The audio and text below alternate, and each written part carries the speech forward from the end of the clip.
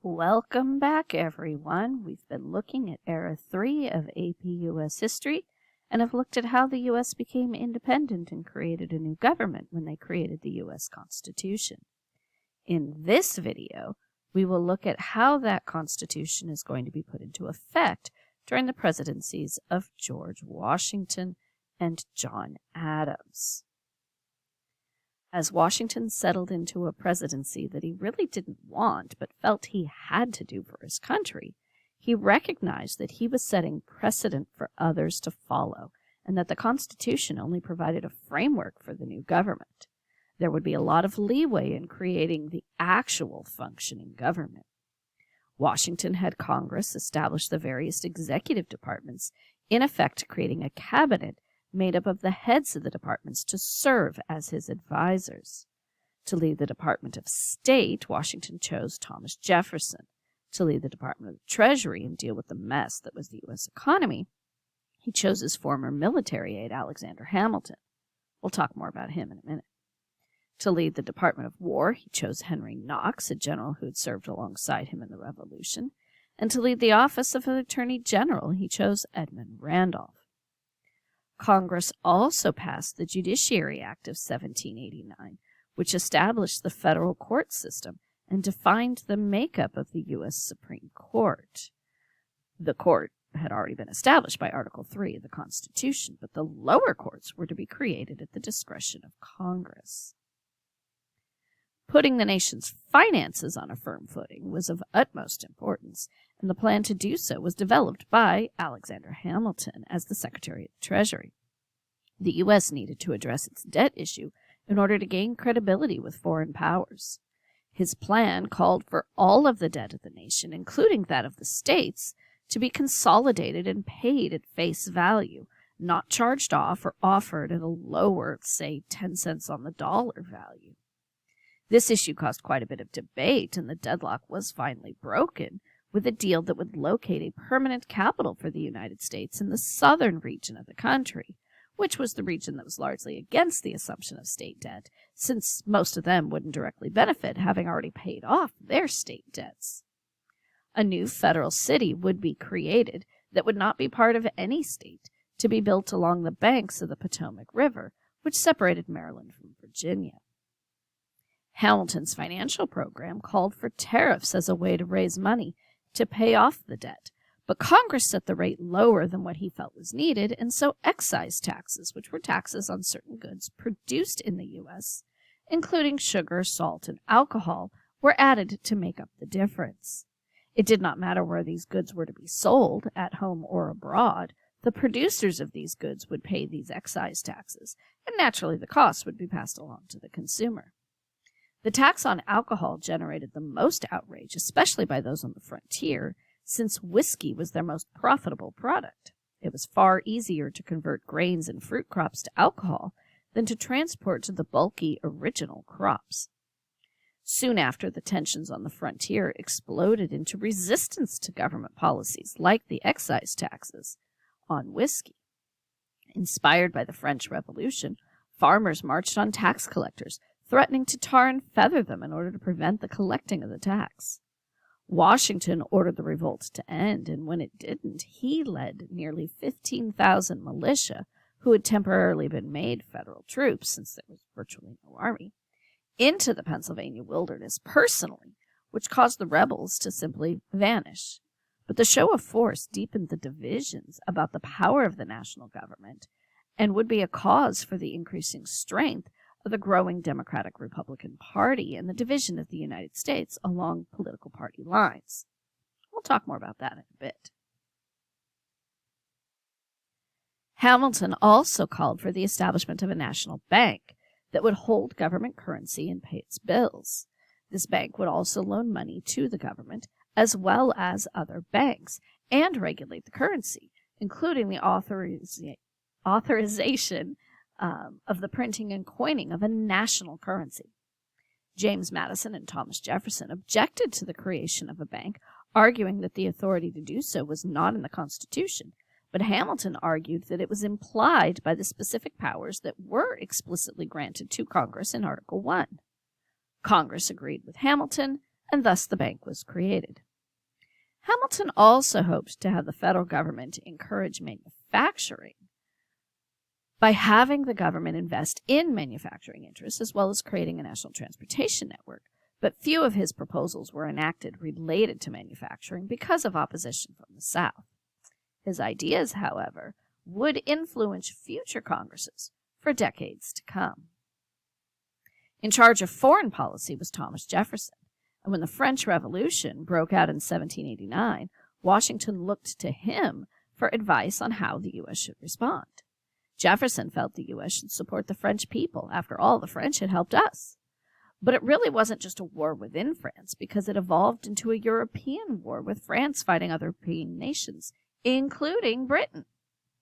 Alexander Hamilton, who was quite concerned with the nation's trade with Britain, again, he was in charge of finances, feared that siding with France could disrupt our trade with Britain. Note their different points of view on this same issue. Point of view is a particular sourcing skill when it comes to looking at documents on tests. Anyway, Washington agreed with Hamilton, and to keep the United States out of this war in Europe, he declared neutrality in 1793. Their appearance on opposite sides of this issue of neutrality set up a permanent feud between Jefferson and Hamilton, and eventually led to Jefferson's resignation as Secretary of State. And it even helped to further develop the competing political parties. Now, a major foreign policy issue developed as the war progressed. Britain's warships began violating American neutrality by seizing American ships who were delivering goods to French ports. And the crews of these ships were often pressed into the service of the British Navy. At the same time, British troops on the frontier were believed to be arming Native Americans, who were then attacking settlers expanding westward. In 1794, Washington sent Chief Justice John Jay to London to try and settle the issue. In exchange for a promise by the Americans not to ship goods that could potentially build French warships, as well as to pay off their still outstanding debts, the British agreed to evacuate forts on the frontier to compensate the U.S. for previous losses of ships seized by the British Navy and to open American trade in the British West Indies. But there was no promise about seizing future ships or pressing sailors into military service for Britain. It clearly favored trade with Britain over trade with France. Now, there was incredible opposition to Jay's treaty, especially in the South amongst members of the Democratic-Republican Party, but it still had just enough votes to pass the Senate.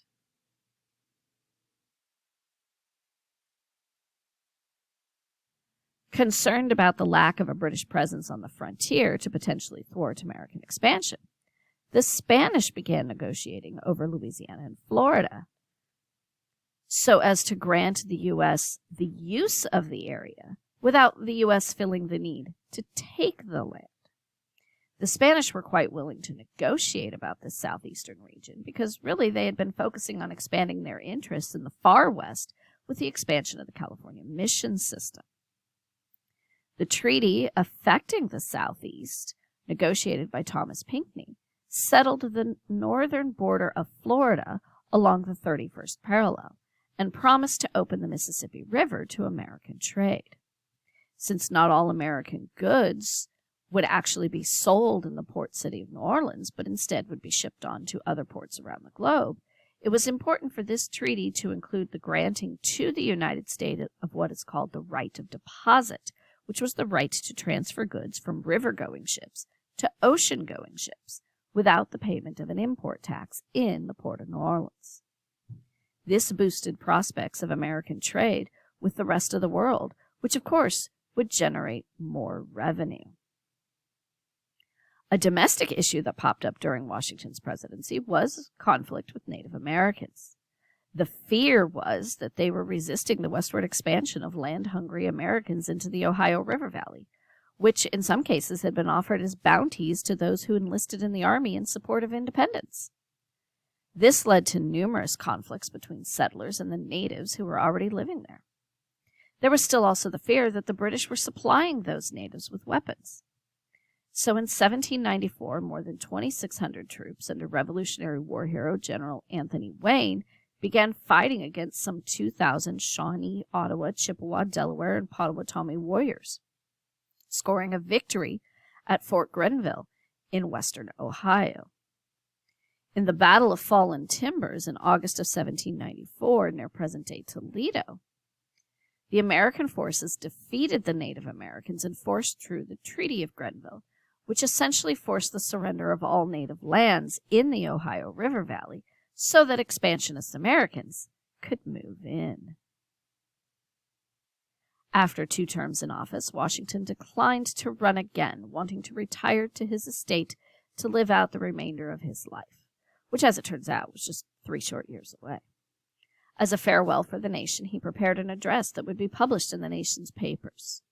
In it, he offered some advice for the nation, approving of commercial relationship with other nations, but recommending against political alliances with other countries. He deplored sectionalism and partisan strife, which was interpreted to mean that he deplored political parties and hoped they wouldn't develop here. Too late. For roughly 150 years, though, Washington's advice was largely followed. But as the world reeled from 2 world wars in the 20th century, the role that the U.S. would adopt was much more focused on international involvement, which we'll explore more when we get to Era 8. With Washington's retirement, the 2 political factions solidified into the first 2-party system.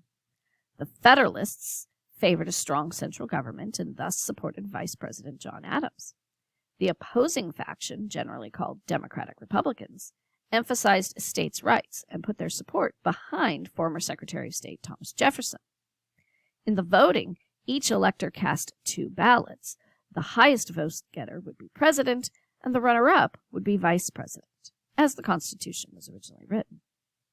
In that election of 1796, there was some dissent within the Federalist Party as to who the vice president should have been, and as a result, John Adams was elected president, but Democratic Republican Thomas Jefferson ran second, and therefore became vice president. This runner-up issue, where you could have a first and a second from different political parties, would be modified by the 12th Amendment, which was passed in 1804. Upon taking over, John Adams, the foreign policy issues he faced intensified as the French Revolution by now had evolved into that larger European war. And the French were angry that we had supposedly abandoned the alliance we had signed with them in 1778. As a result, they began seizing American ships. To try and maintain neutrality, Adams sent negotiators to Paris to try and come up with some sort of a solution. Upon arriving, 3 agents of Talleyrand, the French foreign minister, identified only as X, Y, and Z, demanded the payment of bribes before negotiations even opened. Now, it was customary at the time to make such payments at the conclusion of negotiations, but it was unheard of for the demand to be made at the beginning. Congress and the American press were angry and offended at such outrageous action.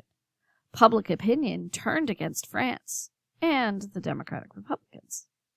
The popular cry was, "Millions for defense, but not 1 cent for tribute." To avoid potential issues, all the diplomats were replaced and new agreements were reached, because Adams also recognized that the U.S. was not capable of engaging in a European war, just as Washington had thought. As a result, though, the Navy was formally created and ships were built, beginning 2 years of an undeclared naval warfare with the French. But officially, the United States was at peace. At home, the Federalist-controlled Congress decided to seize an advantage over their rivals in the Democratic-Republican Party by taking steps to reduce their influence. To support this, the Congress passed several laws, including a Naturalization Act, which would lengthen the resident requirement for becoming a citizen. As a large proportion of immigrants at this time were Irish and Scottish, they were seen as likely to vote Democratic-Republican, because, of course, the Irish and the Scottish definitely didn't like the pro-British stance of the Federalist Party. And making it more difficult to become a citizen would reduce the number of potential voters for that party. Congress also passed an Alien Act that would authorize the detention or deportation of non-citizens considered dangerous. And it also passed a Sedition Act, which provided for restrictions on free speech and freedom of the press, since many of the most outspoken newspaper editors were members of the Democratic-Republican Party. They saw the Sedition Act as being clearly in violation of the First Amendment and a blatant overreach of federal power. Since the U.S. Supreme Court had not yet exercised its right of judicial review, the heavily Democratic-Republican-leaning states turned to their state legislators to look for redress of this grievance. James Madison authored a resolution for the state of Virginia that would result in the nullification of the sedition law within the boundaries of Virginia. Secretly, Vice President Thomas Jefferson authored a similar resolution in Kentucky. They argued that states could nullify or refuse to obey an unconstitutional federal law because they had entered into a compact with the national government in accepting the Constitution. Although no other states joined in this form of protest, this theory of nullification and states' rights would set a precedent, particularly in the South, leading to crises in the 1820s and 1830s, and even ultimately to the Civil War. But that isn't until eras 4 and 5, so this is just a little foreshadowing. But that's what you need to know about topic 3.10, the shaping of this new republic.